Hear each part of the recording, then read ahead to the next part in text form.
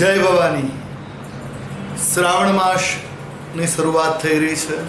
25 જુલાઈ 2025ના રોજ શ્રાવણ માસની શરૂઆત થઈ રહી છે.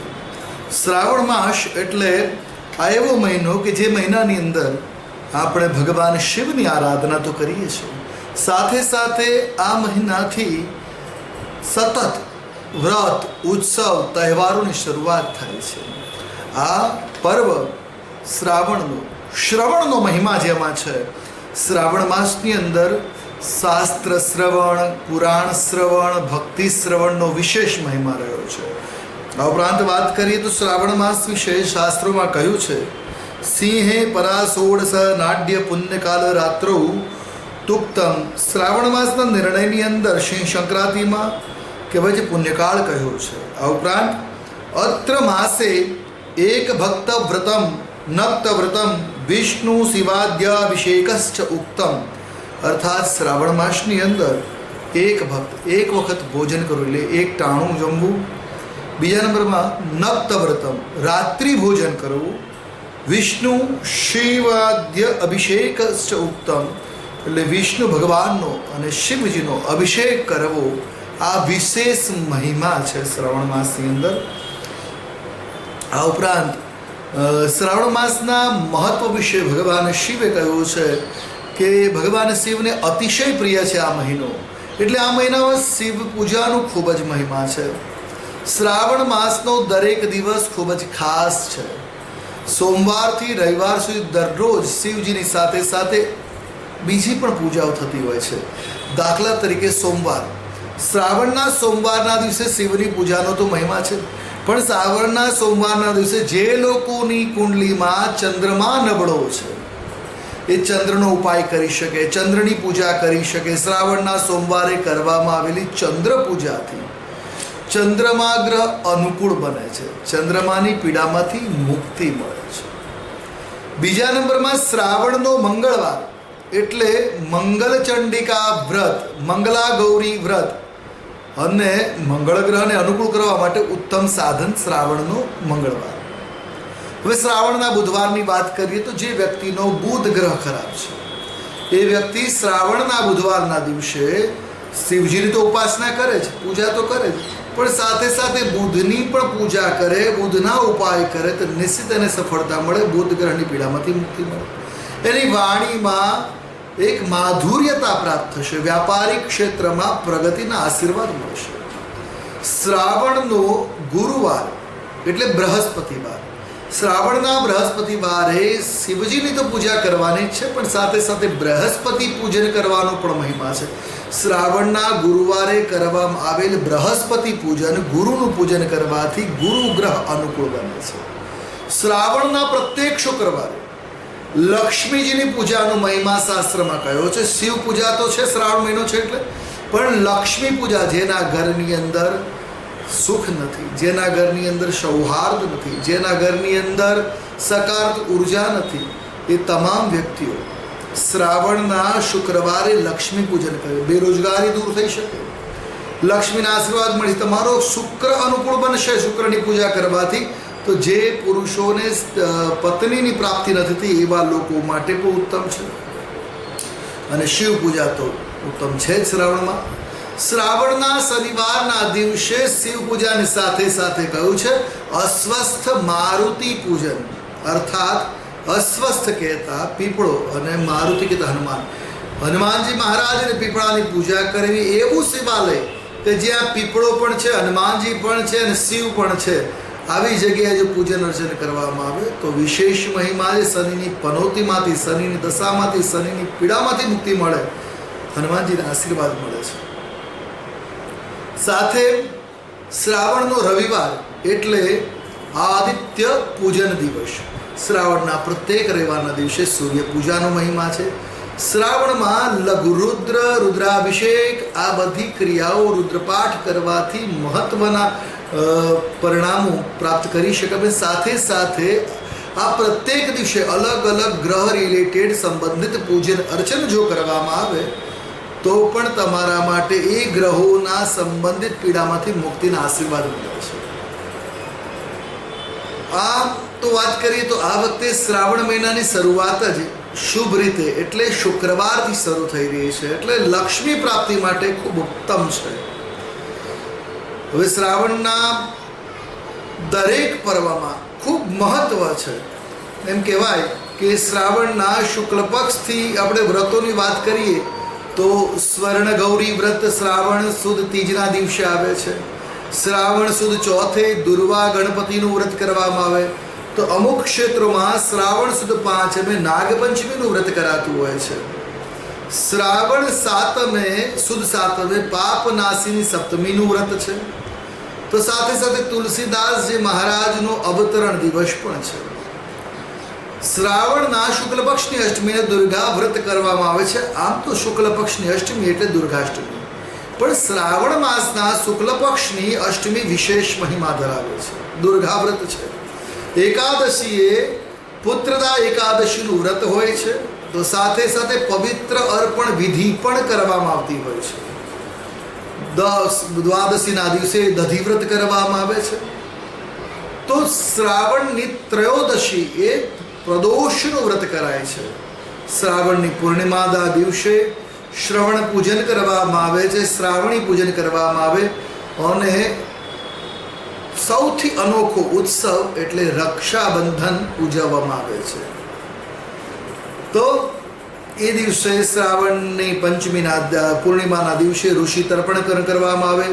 શ્રાવણના કોઈ પણ મંગળવાર હોય, મેં કહ્યું મંગલા ગૌરીના વ્રત કરવામાં આવતા હોય છે. તો આ છે શ્રાવણના ઉત્સવોની વાત કરી. એવી જ રીતે શ્રાવણના તો વાત કરી શુક્લ પક્ષના ઉત્સવ. આમ શ્રાવણની અંદર શુક્લ પક્ષ અને કૃષ્ણ પક્ષ એમ બંને પક્ષોની અંદર પર્વ અને ઉત્સવો આવેલા છે. હવે વાત કરીએ શ્રાવણના કૃષ્ણ પક્ષના ઉત્સવોની. તો શ્રાવણના કૃષ્ણ પક્ષમાં કજલી તૃતીયા આવે છે, વિશાલાક્ષી યાત્રાનું પૂજન કરવામાં આવે છે, સંકટ ચતુર્થીનું વ્રત કરવામાં આવે, શ્રાવણ વદ છઠે ચંદ્રષષ્ઠ ઉજવવામાં આવે છે. તો શ્રાવણ વદ સાતમના દિવસે પુત્ર વ્રત ઉજવવામાં આવે છે. શ્રાવણ વદ અષ્ટમી એટલે બાલકૃષ્ણ ભગવાનનો અવતરણ દિવસ જન્માષ્ટમી છે. એક દિવસે ઉમામહેશ વ્રત પણ હોય છે. શ્રાવણની સુદની કૃષ્ણ વદ પક્ષની અષ્ટમી એટલે કાલાષ્ટમી પણ છે. શ્રાવણ વદ નોમ એટલે ગોગા નવમી, અને એ જ દિવસે દુર્ગા બોધન વ્રત પણ હોય છે. શ્રાવણ વદ 11, જેને અજા એકાદશી કહેવામાં આવે છે. તો શ્રાવણ વદ 12 વત્સ દ્વાદશીનું વ્રત છે. શ્રાવણ વદ 13 પુનઃ પ્રદોષ વ્રત હોય છે. અને શ્રાવણ વદ અમાવસ એટલે કુશગ્રહણી અમાવસ્યા, આ દિવસે દર્ભને ગ્રહણ કરવામાં આવતો હોય છે. તો આ વિશેષ મહિમા શ્રાવણમાં વર્ણિત છે કે આટલા વ્રત શ્રાવણ માસમાં કરવામાં આવતા હોય છે. તો શ્રાવણનો મહિમા તો અનોખો છે. અને ભગવાન શિવજીએ બ્રહ્માજીના પુત્ર સનતકુમારને જણાવ્યું હતું, શ્રાવણ મને ખૂબ જ પ્રિય છે. શિવજી કહે છે કે શ્રાવણ મહિનાનો દરેક દિવસ એક ઉત્સવ છે, એક પર્વ છે. આ મહિનાની દરેક તિથિએ વ્રત કરવામાં આવે છે. આ મહિનાના એક દિવસમાં પણ સંપૂર્ણ વિધિ વિધાન અને ભક્તિથી વ્રત કરી લેવામાં આવે તો તેમને ખૂબ જ મને પ્રિય લાગે છે.